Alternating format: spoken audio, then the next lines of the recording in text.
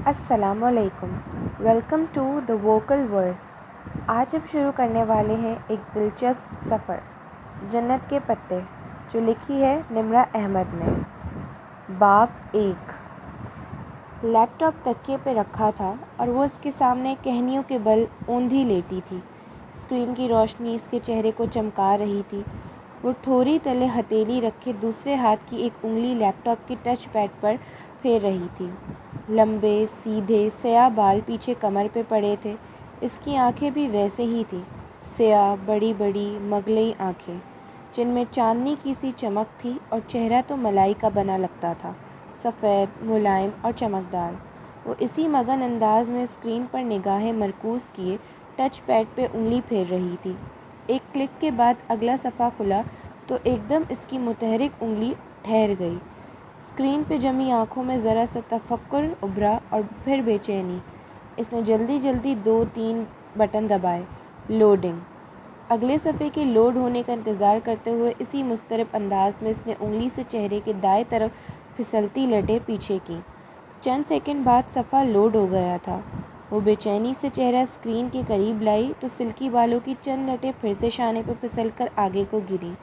جیسے جیسے وہ پڑھتی گئی، اس کی سیاہ آنکھیں حیرت سے پھیلتی گئیں، لب ذرا سے کھل گئے اور پورا وجود بے یقینی میں ڈوب گیا۔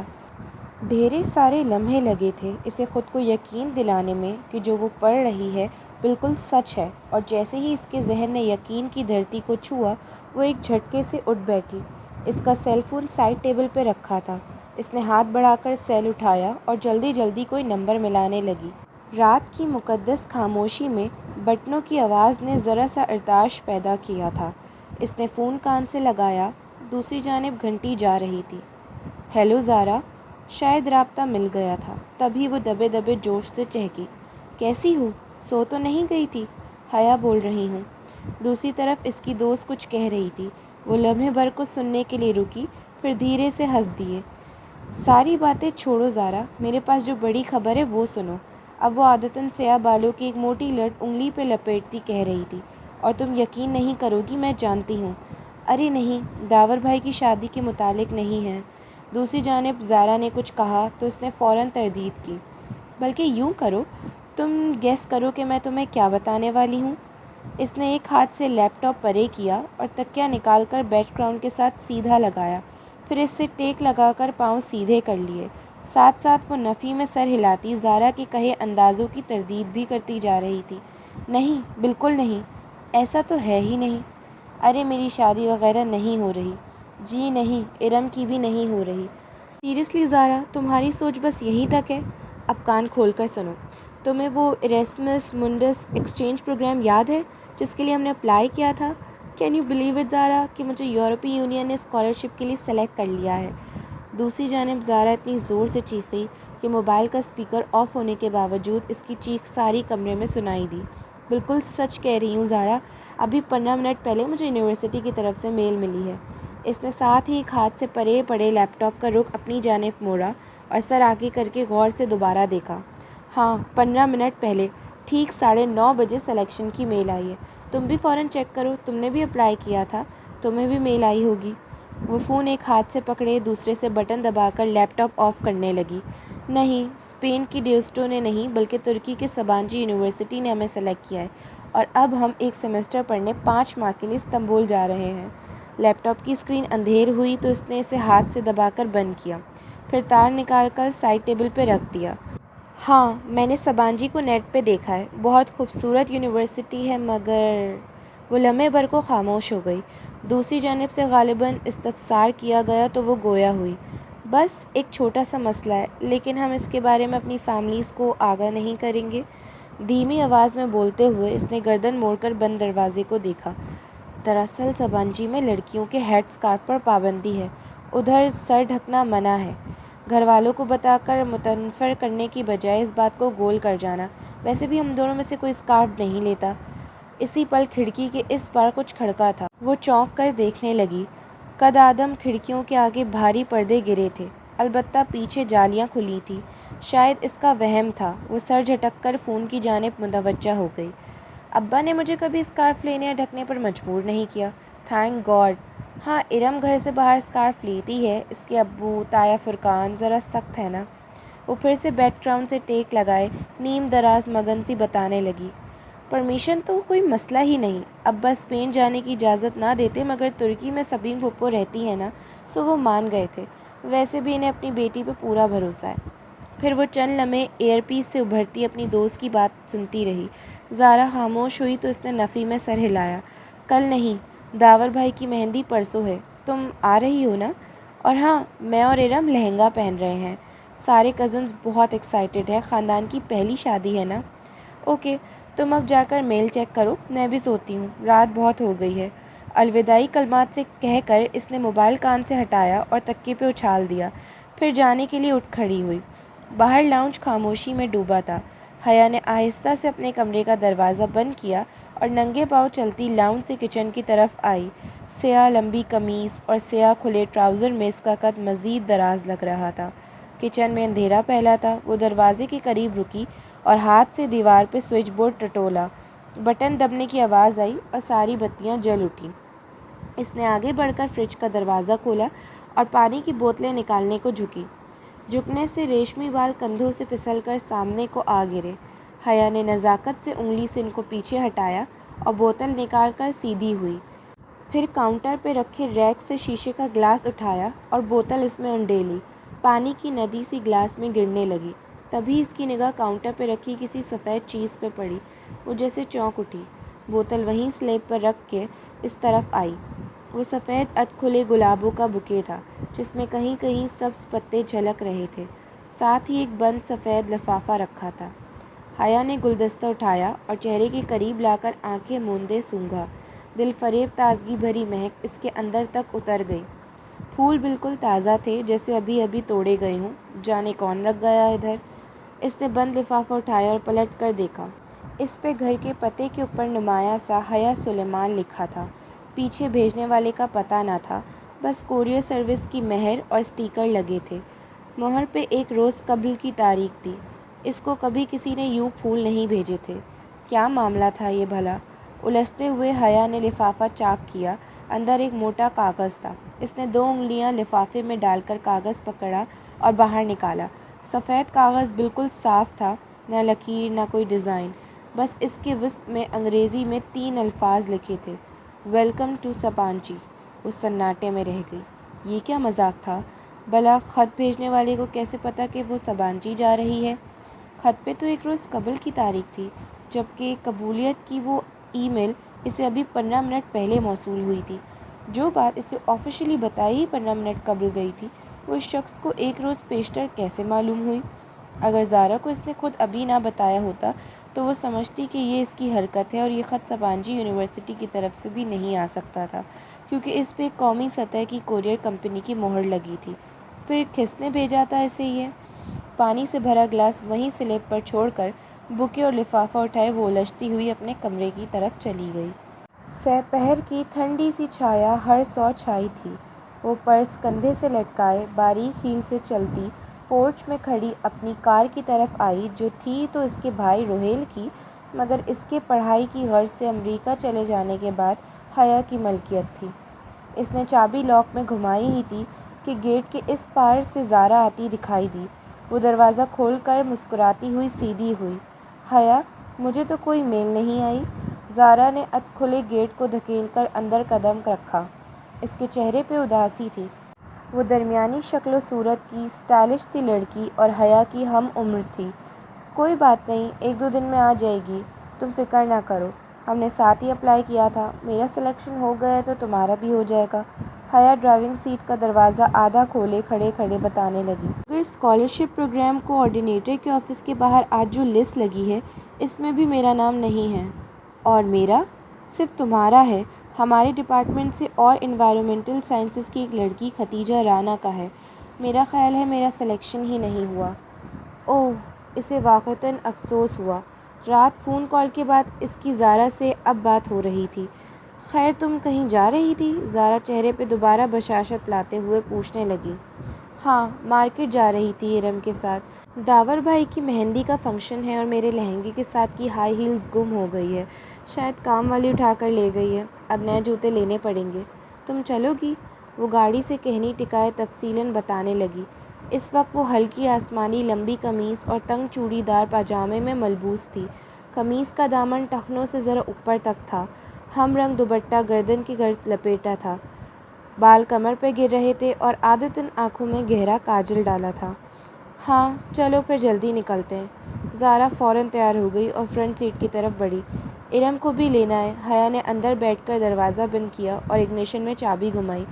ویسے تمہارے سخت سے تایا ارم کو یوں تمہارے ساتھ شاپنگ پہ جانے کی اجازت دے دیتے ہیں؟ ارم ان دونوں سے جونیئر تھی اور اس کا ڈپارٹمنٹ بھی دوسرا تھا، سو زارا کی اس سے زیادہ ملاقات نہ تھی۔ ان کی سختی صرف اسکارف تک ہے، ویسے بہت اچھے ہیں وہ۔ وہ کار باہر گیٹ پہ لے آئی۔ ارم کا گھر حیا کے ہمسائے میں تھا۔ دونوں گھروں کی درمیانی دیوار میں آنے جانے کا راستہ بھی موجود تھا، لیکن اسے جب بھی ارم کو پک کرنا ہوتا وہ اس کی گیٹ پہ ہارن دیا کرتی تھی۔ اب بھی زور کا ہارن دیا تو چند ہی لمحے بعد ارم باہر نکل آئی۔ کاسنی لمبی قمیص اور ٹراؤزر میں ملبوس، ہم رنگ دوپٹہ پھیلا کر سامنے لیے، چہرے کے گرد میچنگ کاسنی اسکارف لپیٹے، وہ تقریباً بھاگتی ہوئی پچھلی سیٹ کے دروازے تک آئی تھی۔ ہیلو حیا، ہیلو زارا۔ بے تکلفی سے چہکتے ہوئے اس نے اندر بیٹھ کر دروازہ بند کیا۔ حیا کے ساتھ آؤٹنگ کے پروگرام اسے یوں ہی خوش کیا کرتے تھے۔ کیسی ہو ارم؟ تم سے تو ملاقات ہی نہیں ہو پاتی۔ زارا نے ترچھی ہو کر رخ پیچھے کو کیا۔ آپ کا ڈپارٹمنٹ دور پڑتا ہے نا، تبھی۔ اور ہاں، حیا بتا رہی تھی آپ لوگوں کا ترکی کا سلیکشن آ گیا ہے۔ میں سلیکٹ نہیں ہوئی، حیا ہو گئی ہے۔ خیر، اس میں کوئی بہتری ہوگی۔ تم نے نہیں اپلائی کیا تھا؟ ابا اجازت دیتے تب نا۔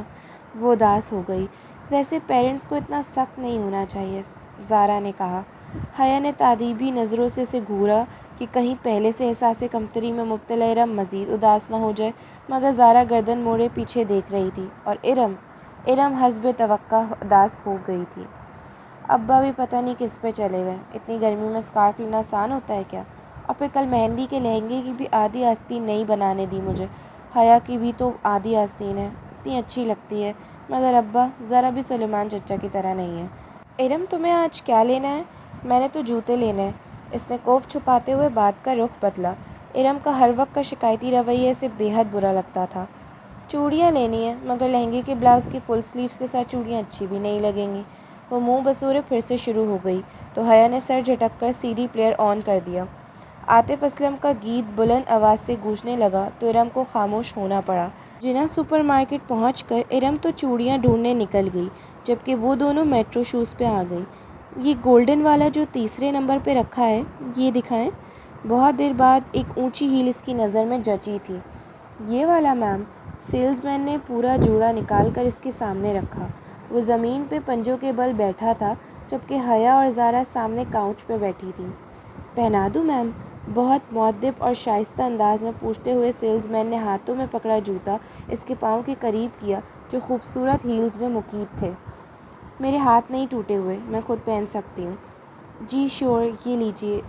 سیلز مین نے مسکرا کر جوتا اس کی طرف بڑھایا۔ اس نے اسے یوں پکڑ رکھا تھا کہ اسے تھامتے ہوئے حیا کی انگلیاں لازماً اس کے ہاتھ سے مس ہوتیں۔ سامنے رکھ دو، میں اٹھا لوں گی۔ اس کے روکھے لہجے پہ سیلز مین نے زیر لب کچھ گنگناتے ہوئے جوتا سامنے رکھ دیا۔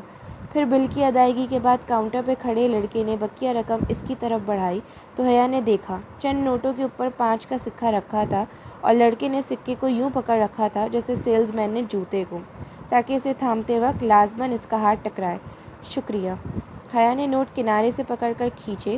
سکہ لڑکے کے ہاتھ میں رہ گیا۔ میم، آپ کا سکہ۔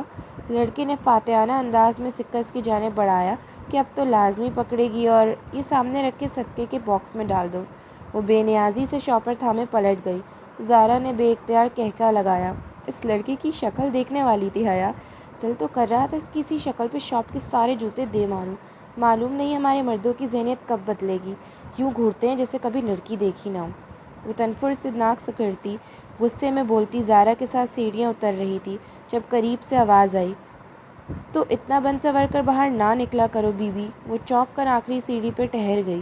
وہ ایک مومر خاتون تھی، بڑی سی چادر میں لپٹی ہوئی، ناگواری بھری نگاہ اس پر ڈال کر آہستہ آہستہ اوپر زینے چڑھ رہی تھی۔ ایک تو لوگوں کو راہ چلتے تبلیغ کرنے کا بہت شوق ہوتا ہے۔ وہ اور بھی بہت کچھ کہتی، مگر زارا اس کو کہنی سے تامے وہاں سے لے آئی۔ تبھی ارم سامنے سے آتی دکھائی دی۔ اس کا سینے پہ پھیلا دوپٹہ اب سمٹ کر گردن تک آ گیا تھا۔ اس نے کچھ خاص شاپنگ نہیں کی تھی، شاید وہ صرف ان کے ساتھ آؤٹنگ پہ آئی تھی۔ میٹرو سے وہ اسکوپ چلی آئیں کہ کچھ ہلکا پھلکا کھا لیں۔ رات کی دعوت تو طاہر فرقان کی طرف تھی، جو وہ بیٹے کی شادی کے لیے جمع ہوئے خاندان والوں کے لیے دے رہے تھے۔ میرے لیے پائن ایپل سلش منگوا لینا، میں ذرا بیکری سے کچھ لے لوں۔ ارم جھٹ باہر کو لپکی۔ حیا نے گہری سانس لیتے ہوئے اپنی جانب کا شیشہ نیچے کیا۔ سرد ہوا کا تھپیڑا تیزی سے اندر آیا تھا، مگر اتنی سردی میں سلش پینے کا اپنا مزہ تھا۔ وہ پارکنگ لاٹ میں موجود تھیں اور ٹھنڈی ہوا نے ساری جگہ کو گھیر رکھا تھا۔ مغرب گہری ہو چکی تھی اور ہر طرف اندھیرا سا تھا۔ ارم خاصی کمپلیکس لگتی ہے، نہیں؟ ارم دور ہو گئی تو زارا اس کی طرف گھومی۔ اور تم اس کے انہی کمپلیکس کو ہوا دے رہی تھی۔ وہ الٹا اسی پہ خفا ہوئی۔ طاہر فرقان صرف اسکارف کی سختی کرتے ہیں، وہ بس اسی بات پہ خود ترسی کا شکار ہے اور تم بھی اس کا ساتھ دے رہی تھی۔ میں نے سوچا کہ بیچاری نہیں ہے، وہ بیچاری، اب اس کو بھی یہی سمجھانا کہ خواہ کی خود ترسی سے نکل آئے۔ ویٹر ہاتھ میں کارڈ پکڑے حیا کی طرف کھلے شیشے کے باہر آ چکا تھا۔ تمہیں یاد ہے زارا، پچھلے سال جب یونیورسٹی والوں نے ہمیں ترکی کے ٹرپ کی آس دلائی تھی اور آخر میں پہنچ کر سارا پروگرام ہی کینسل کر دیا تھا؟ آرڈر لکھوا کر وہ شیشہ اوپر چڑھاتے ہوئے یاد کر کے کہنے لگی۔ میں تو اتنی مایوس ہو گئی تھی کہ سوچا بھی نہ تھا کہ کبھی ترکی جا سکوں گی۔ اس کی آواز میں آج جڑنے کی خوشی در آئی تھی۔ زارا اور وہ انٹرنیشنل اسلامک یونیورسٹی میں LLB honours Shariah and law کی 5ویں سال میں تھے۔ ان کا 7واں سیمسٹر درمیان میں تھا جب یورپی یونین کی اسپانسرڈ اسکالرشپ کا اعلان ہوا، جس کے تحت یورپ اور ایشیا کی یونیورسٹیز کے مابین طلباء کا تبادلہ ہونا تھا۔ یوں چند ماہ کے لیے یہاں سے کچھ طلباء یورپ کی یونیورسٹیز جائیں گے اور ایک سیمسٹر پڑھ کر واپس آ جائیں گے۔ جب یورپی یونیورسٹیز میں درخواست دینے کی باری آئی تو اسے ترکی کی سبانجی یونیورسٹی کا فارم سب سے آسان لگا، مگر پھر ایک ہسپانوی یونیورسٹی میں ساتھ ہی اپلائی کر دیا اور بالآخر سبانجی نے اسے منتخب کر لیا تھا۔ ادھر 7واں سیمسٹر پورا کر کے اسے فروری میں 5 ماہ کے لیے ترکی جانا تھا۔ ابھی دسمبر چل رہا تھا، جہاں اس کے اپنے مضامین شریعہ اینڈ لاء تو نہ تھے کہ ترکی کا قانون پاکستان کے قانون سے مختلف تھا، سو 5 ماہ کے لیے وہ اپنی مرضی سے کوئی بھی مضمون پڑھ سکتی تھی۔ پھر واپس پاکستان آ کر اسے LLB کا 8واں سیمسٹر شروع کرنا تھا۔ کتنا مزہ آیا حیا، اگر کوئی رومانٹک سا، ہینڈسم سا ہمسفر تمہیں مل جائے تو تمہارا سفر کتنا خوبصورت ہو جائے گا۔ ہمسفر کوئی نہیں ملنے والا، کیونکہ پاکستان سے سبانجی صرف ہم 2 لڑکیاں ہی جا رہی ہیں، اور پھر ہم ٹھہرے آل وومن یونیورسٹی میں پڑھنے والے۔ وہ ختیجہ رانا جو تمہارے ساتھ جا رہی ہے، اس سے کوئی بات ہوئی؟ ویٹر نے شیشہ بجایا تو حیا چونکی، پھر شیشہ نیچے کرنے لگی۔ نہیں، ختیجہ رانا کو تو میں جانتی بھی نہیں ہوں، معلوم نہیں کون ہے۔ اس نے سلش کے گلاس پکڑے، زارا کا اسے تھمایا اور ارم کا ڈیش بورڈ پہ رکھا، پھر اپنا گلاس لبوں سے لگایا۔ ٹھنڈا سا سلش اندر تک اتر گیا۔ بے دھیانی میں وہ شیشہ بند کرنا کب بھولی اسے علم نہ ہو سکا۔ دفتن زارا کا موبائل بجا۔ زارا نے سپ لیتے ہوئے موبائل کان سے لگایا۔ ہیلو اماں جی، کیا آواز خراب ہے؟ 1 منٹ۔ زارا کے فون پہ غالباً سگنل ٹھیک نہیں آ رہے تھے۔ وہ سلش کا گلاس ہاتھ میں پکڑے دروازہ کھول کر باہر چلی گئی۔ حیا اپنے گلاس سے چھوٹے چھوٹے سپ لیتے زارا کو ونڈ اسکرین کے پار سے دیکھتی رہی۔ اب وہ دور ایک درخت کے ساتھ کھڑی فون پہ بات کر رہی تھی۔ ہیلو مائی لیڈی، کوئی ایک دم سے اس کے بہت قریب آ کر بولا۔ وہ ڈر کر اچھلی، ذرا سا جوس کپڑوں پہ جھلک گیا۔ کھلی کھڑکی پہ ایک عورت مسکراتے ہوئے جھکی ہوئی تھی، میک اپ سے اٹا چہرہ، چمکتا ہوا آئی شیڈو، بھڑکتی ہوئی سرخی، بالوں کا جوڑا، چمچم کرتے کپڑے۔ وہ عورت نہیں تھی مگر وہ مرد بھی نہیں تھا۔ کیسے ہو جی؟ وہ اس کی کھڑکی پہ پورا جھکا کھڑا تھا، گلاس اس کے ہاتھ میں کانپا۔ بے اختیار اس نے شیشہ اوپر چڑھانا چاہا مگر اس کے ہاتھ درمیان میں تھے۔ ڈرو نہیں باجی، جی میں آپ کی دوست ہوں، ڈالی کہتے ہیں مجھے۔ ہٹو ہٹو جاؤ، وہ گھبرا گئی۔ خواجہ سرا کے وجود سے سستے پرفیوم کی تیز خوشبو اٹھ رہی تھی۔ اسے کراہیت سے آئی۔ ذرا بات تو سنو۔ اس نے اپنا چہرہ مزید جھکایا اور اس سے پہلے کہ وہ آگے بڑھتا، حیا نے سلش کا بھرا ہوا گلاس اس کے منہ پہ الٹ دیا۔ ٹھنڈی ٹھار برف چہرے پہ پڑی تو وہ جھٹکے سے پیچھے ہٹا۔ اس نے پھرتی سے شیشہ اوپر چڑھا لیا۔ سنو جی، وہ مسکرا کر چہرہ صاف کرتا شیشہ بجانے لگا۔ بند شیشے کے باعث اس کی آواز ہلکی ہو گئی تھی اور اب وہ کوئی گیت گنگنانے لگا تھا۔ کپکپاتے ہاتھوں سے اس نے اگنیشن میں چابی گھمائی اور گاڑی وہاں سے نکال لائی۔ بیکری کے داخلی دروازے کے سامنے کار لا کر اس نے پلٹ کر دیکھا۔ وہاں درختوں کے ساتھ وہ ڈالی نامی خواجہ سرا ابھی تک کھڑا تھا۔ وہ اس کے پیچھے نہیں آیا تھا اور اب گا بھی نہیں رہا تھا۔ بس خاموشی گہری نظروں سے اسے دیکھ رہا تھا۔ اسے بے اختیار جھرجھری سی آئی۔